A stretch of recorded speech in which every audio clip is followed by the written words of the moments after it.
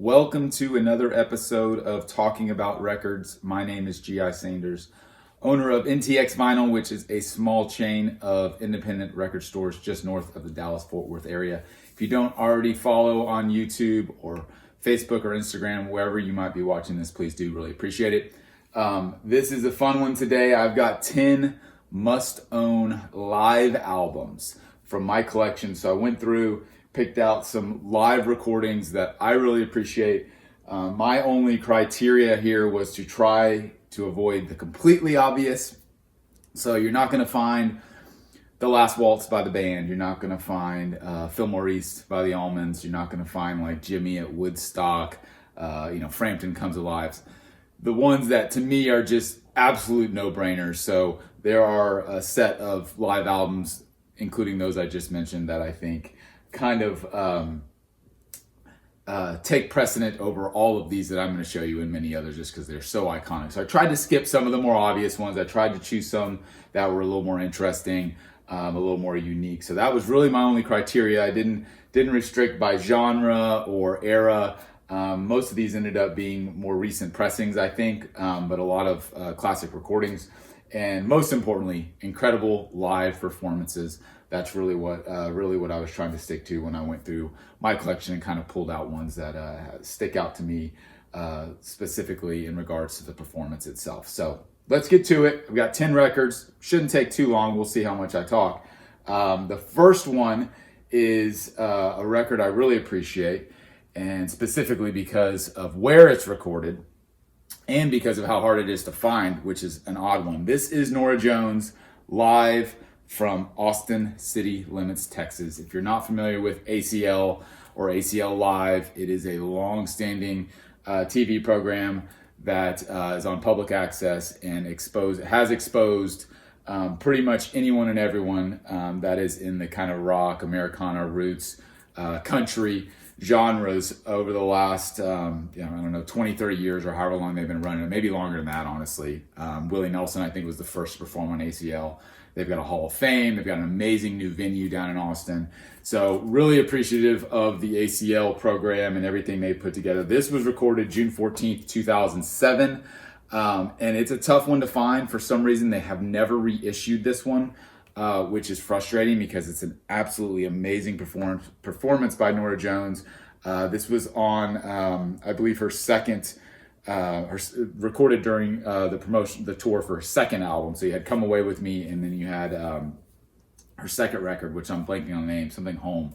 I'm sure someone will correct me. But so this has got songs from her first two albums. It's a pretty stripped down performance, which is kind of the way she started out, and she's had a lot of different iterations of bands over the years, some more kind of piano based, some jazzy, and then sometimes she'll play more electric piano or even guitar. This is kind of Norah at her purest form, I think, in the very beginning, where she was very kind of jazz, blues based, stripped down. I really appreciate that. Some absolutely great performances of hits off her first two records.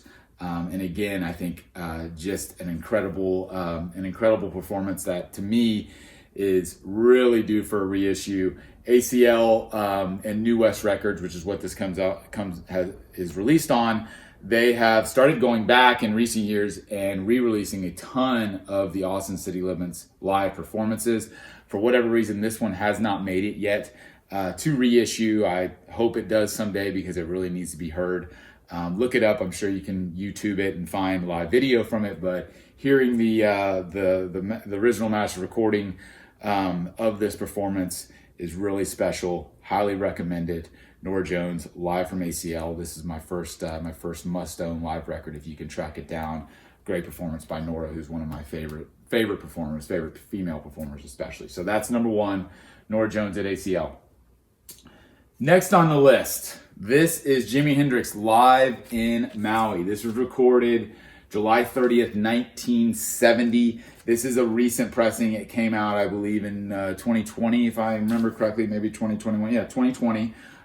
It is a 3 LP set, and it also comes with, I'll open it up, get it out of the sleeve here, also comes with a Blu-ray, which is a phenomenal watch if you want the history on this record. So in short, there is an album that came out in the early 70s called Rainbow Bridge, which was in some ways a soundtrack to a very experimental film that flopped.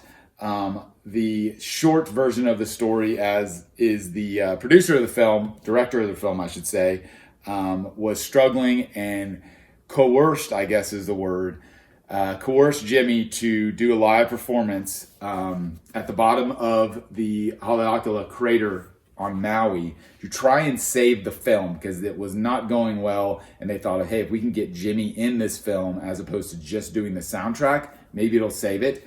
The Rainbow Bridge record is highly abbreviated, so this does contain all the songs that are on that original recording, but it's a ton more because this is the complete performance. It is an amazing setting. In fact, you can tell some of it here. It's a very small performance. I think it was maybe just a couple hundred people because, again, it was kind of staged. They pulled it together, short notice. It's basically in an open field at the bottom of the crater on Maui. And having been to Maui a number of times, I'm pretty familiar with the area, and I know just about where this was shot, and it's pretty crazy to think that they popped up a stage there. If you're familiar with Maui or familiar with being up in the mountains in general, the conditions can be very volatile. That was the case here. It was extremely windy. It was very difficult to actually capture this live performance, and a lot of that, again, is documented in this Blu-ray DVD. The performance itself is incredibly fun. Jimi and the band are just incredibly loose. I highly recommend it if you're a Hendrix fan.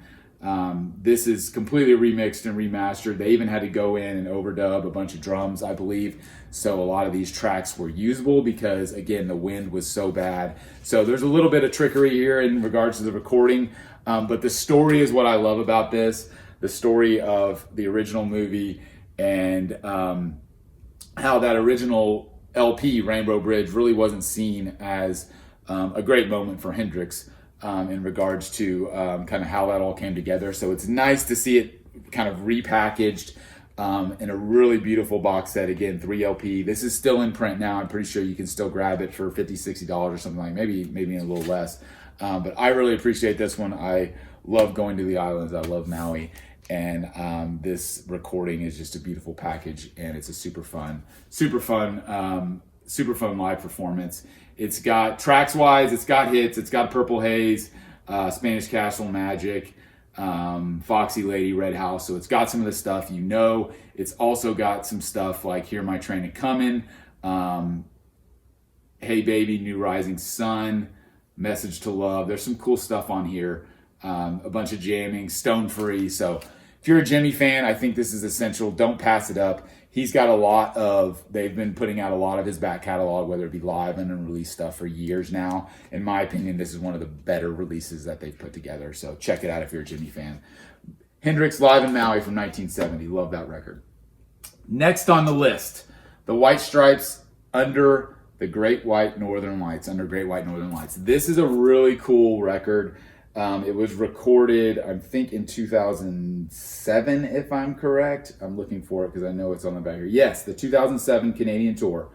It is featured, it's a documentary of the same name, so similar to the Hendrix film. You can look this up. I'm pretty sure it's still accessible. This is a really nice double LP. I love the gatefold there with the two of them in front of the small prop plane. So this is just Meg and Jack performing at really, really unique venues. That's what's unique about this. I'm talking like public parks, churches, small little dive bars. It's been a while since I've watched the movie, but man, it's super cool. They've got a map on the back here of all the places in Canada where they performed. This is something where they kind of went off the grid and had a lot of fun. I think, again, that's kind of similar to the Hendrix one. And when I think about this, you can just tell when you watch this documentary and when you listen to the performances. It's really loose, and it's packed with hits. It's got Icky Thump, and it's got Seven Nation Army, Blue Orchid. So it's got a lot of the I Just Don't Know What to Do With Myself. Got a lot of the White Stripes hits from the first early records. And again, I think the setting in this one is what makes it really unique. And for me, if I'm thinking about a live album and something that's going to make it on the top 10 list, the venue or the setting or kind of the circumstance that's really what sticks out to me as much as the live performance, which this one does have some incredible performances on it. So check out the documentary Under Great White Northern Lights. Check out the LP. I think this is still available. I don't think it's incredibly rare. Not sure if it's still in print. You might look into it, but definitely a cool piece if you're a White Stripes or a Jack White fan, and especially of his live stuff, which is always great. So check that one out. All right, moving right along. Another must-own live album. This is Mad Season, live at the Moor. Not an easy one to find these days. Going back just a year or two ago, this was in print and has since gone out of print. This was originally recorded in April '95, not long after Mad Season released their soul record, Above. This is, of course, featuring Lane Staley from Alice in Chains, Mike McCready from Pearl Jam, Barrett Martin from Screaming Trees, and John Baker Saunders. They only released the one record. Then they didn't play many shows. There was only a handful of shows. That's why this one is so critical. They play the album pretty much in full here. It's a hometown show at the Moore Theater in Seattle. I would have killed to have seen this band, to have seen this show of all these. This is one that's just really special, and they really shine live. It's amazing how raw the album was and how well it translates on stage. You can tell that they didn't do a lot of overdubbing and a lot of work in the studio. I think they cut this album in a week or two, cut the album Above in a week or two, and so it already has a really live feel. So when they go to perform it, it translates really well. Staley's performance is excellent on this recording, as is the whole band. I wish and I hope this one will come back into print so more people can experience it, because it's a pretty elusive one to grab at this point. Not as elusive as the original version of Above. That one has been reissued, thankfully, but this live record has yet to resurface. And again, in the last year or two, it was available before then. A great pressing too, great sounding recording, and phenomenal performance by a band that was just too short-lived. But it's a great story, and I'm glad that we got anything out of Mad Season. I'm glad they were able to form and come together enough to put out that record and perform a couple shows, so we have this document of that time period. So pretty pinnacle performance from '95, in my opinion, from a band that many describe as a super group. I think they actually had plans to go on and record more. Obviously didn't work out. There was a few leftover tracks that ended up on the reissue of Above that I think kind of show you a glimpse of where they were headed. But again, this live record is great, so definitely grab it if you have a chance. There are unofficial copies of this one as well floating around that kind of come and go, because again, the original one, it's kind of hard to grab. So Mad Season, can't speak highly enough about that. All right, moving right along. U2, Elevation Live. So I'm a huge U2 fan. This was recorded in 2001 on the Elevation Tour, which was in support of All That You Can't Leave Behind.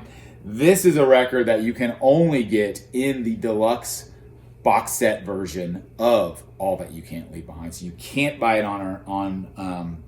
by itself. Unfortunately, they need to reissue this as a standalone piece, because it's a phenomenal performance. It was a phenomenal tour.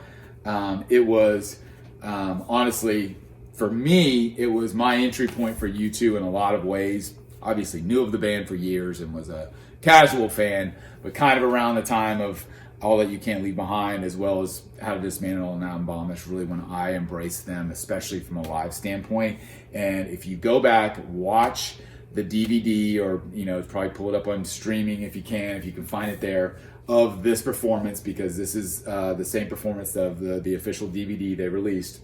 I would encourage you to go check out the performance of Bad, which segues into 40 and then into Where the Streets Have No Name. It is one of the most pinnacle moments of U2 live. In my opinion, it stands up there with their performance at Red Rocks on Under the Blood Red Sky.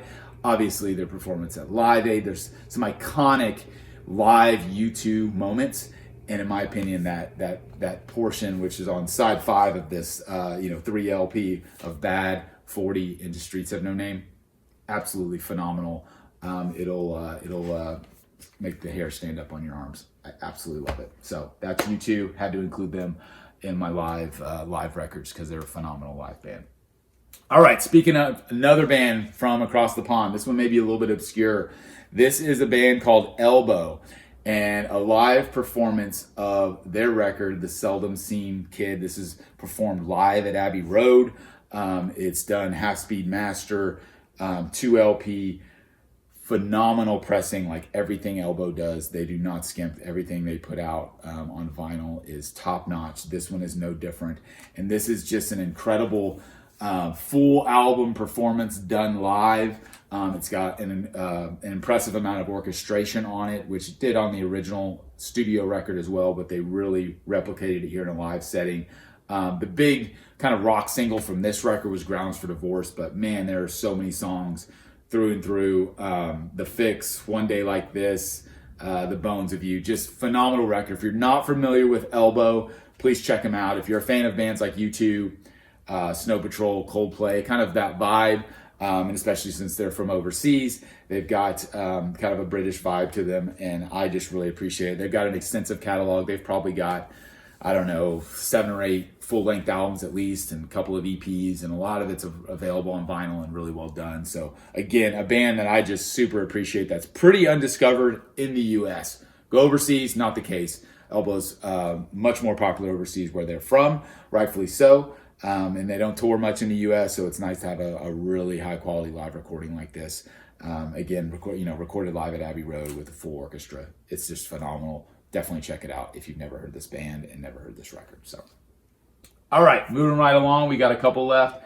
Iconic live performances. Let's go 1992's Eric Clapton Unplugged, MTV Unplugged. I could have chosen probably just 10 MTV Unplugged performances for this. Maybe that's a separate video. So I tried not to include them all. I could have thrown Nirvana in here and Alice in Chains and maybe even Pearl Jam and Stone Temple Pilots and Neil Young, and just there's an incredible roster of MTV Unplugged performances that are stellar and unique. This one I chose because I think it was kind of at the forefront of all that. This is 1992. I don't know chronologically where this fell as far as Unplugged tapings. I'd have to look that up. I didn't think to look that up. But for me, when I heard this in 1992, when I saw this on MTV, I was blown away because I only knew Eric Clapton as a blues man. Like, I knew him from Cream. I knew him from, obviously, from Derek and the Dominoes and his solo work, and very much a electric guitar virtuoso, which he absolutely is. So this caught me off guard because I hadn't heard Eric Clapton acoustic before. So when this dropped and you were able to hear Tears in Heaven, and obviously Layla, Running on Faith, Walking Blues, San Francisco Bay Blues. So obviously, he's still a blues man, even though it's acoustic. But man, just the way this album was presented and the way Clapton carried himself and the performance itself on the acoustic guitar really spoke to me. And it still does. I still think it's one of the classic Unplugged performances. And I'm not even a massive Clapton fan. Like, obviously I appreciate Clapton, but I would take many other guitar players before him just from my personal taste. But this performance stands out. It is really special, I think, time and place. And again, I think it really set the stage for MTV and the Unplugged series, because he was, a big star at the time, rightfully so, and had been around a long time. So the fact that he participated in this and stripped it down acoustically, I think really showed a lot of other performers how it's done and how it could be done. And so this Unplugged in particular had to be on the list, despite many other great Unpluggeds that followed right after this. So that's Clapton Unplugged. All right, we have got a couple more. I'm going to save that one to the end. This is an amazing, talking about great pressings. John Mayer's Where the Light Is, live in Los Angeles. This was recorded on the 2007 Continuum tour. A fantastic music on vinyl pressing, a fantastic 4 LP set. 4 LPs. Contains everything from Continuum that you want to hear, which is the bulk of it, as well as some hits from his earlier records just prior to that. The unique thing about this record is it's got John Mayer acoustic by himself, stripped down, amazing. It's also got him with the trio, which is Pino Palladino and Steve Jordan, blues-based trio, absolutely kill it. and then it's got him with the full band as well. So you've got 3 different styles of John Mayer, which if you're a John Mayer fan or if you're not, you've got to appreciate the diversity and what he does from album to album, from tour to tour. He completely mixes it up. He does everything in his power to keep it interesting for himself. The packaging on this one and the pressing is beautiful. It's all of these just super clean. I'm showing this. It's odd that I'm showing a blank yellow sleeve, but it's just beautiful. Again, 4 LPs and one of the nicer pressings you're going to find from Music on Vinyl, which is a really, really nice reissue label. Not as high end as like a MoFi or Analog Productions, but it's pretty up there, and it's the majority of the Music on Vinyls and the Move LP pressings that you find are high quality, and this one's no different. I love the Continuum album. I love that era of John Mayer. I think that's when he really kind of found himself for the first time. The first 2 records, I think he was really experimenting and trying to figure out who he was. And then by that 3rd record, he had gotten it dialed in a little bit, and I think it really shows. And the guy's just phenomenal. And following up Clapton, who is a hero of John's, I think makes a lot of sense. So check this one out if you haven't heard it. Stream it if you need it, or find the LP. I'm pretty sure this one's still in print too. You can grab it for a 4 LP set from Music on Vinyl. I think it's only $50-$60 too, which is a great deal because this is an absolutely great pressing and a great performance. All right, moving right along. I got 2 left out of the 10. This is one, oh man, Jimmy Page and the Black Crowes, live at the Greek.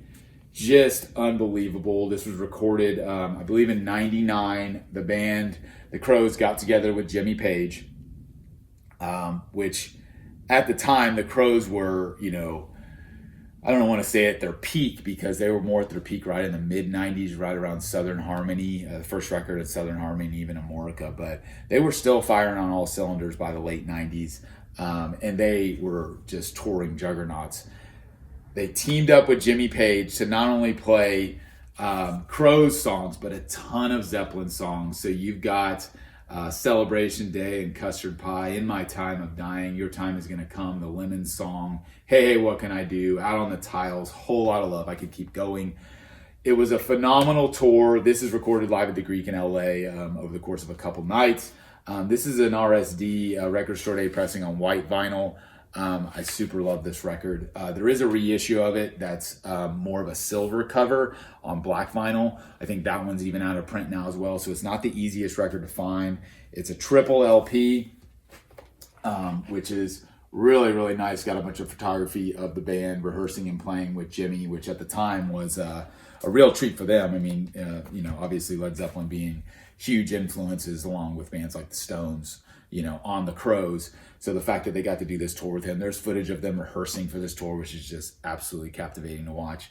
The only thing I dislike about this record, or I guess the negative thing in my mind about this record, is I didn't get to see the tour. I had tickets for the tour, and then they canceled it before they got to Dallas. So I had tickets to see this tour at Reunion Arena in Dallas, and unfortunately it dissipated before then.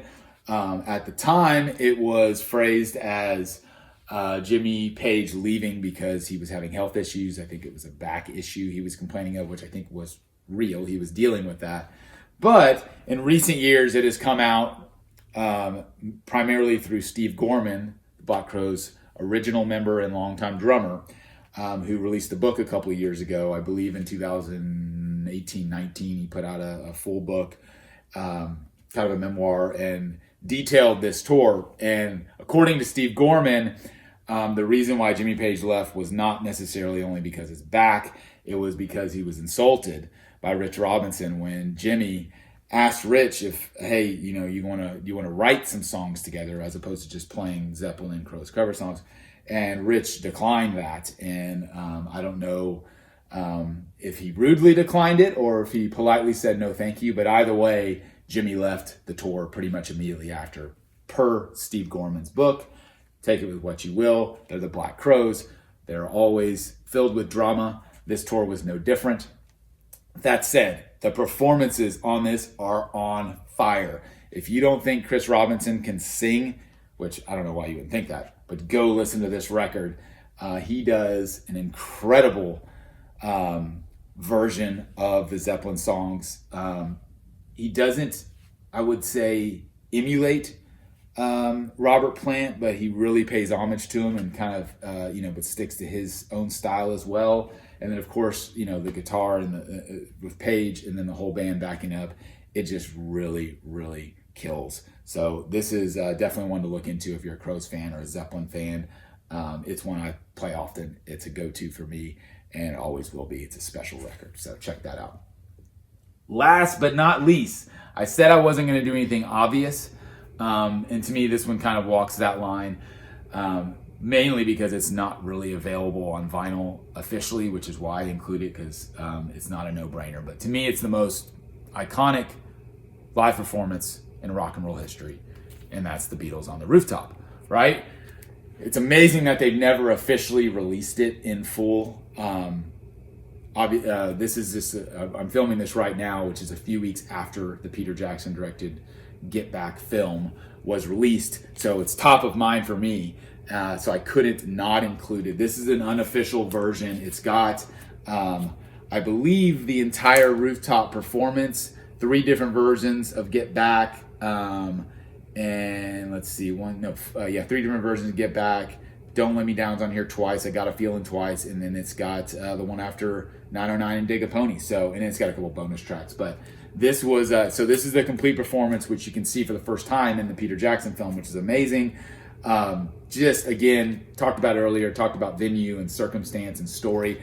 I don't think it gets any more iconic than this. The performances themselves were phenomenal. The fact that they got such great tracks up here where they're on the rooftop, it's cold, it's windy. It was very much a makeshift setup where they had the recording in the basement of Savile Row and Apple Studios, and they had to wire everything up to the roof, which was several floors, which back in 1969 was not an easy feat when you're dealing with all analog equipment.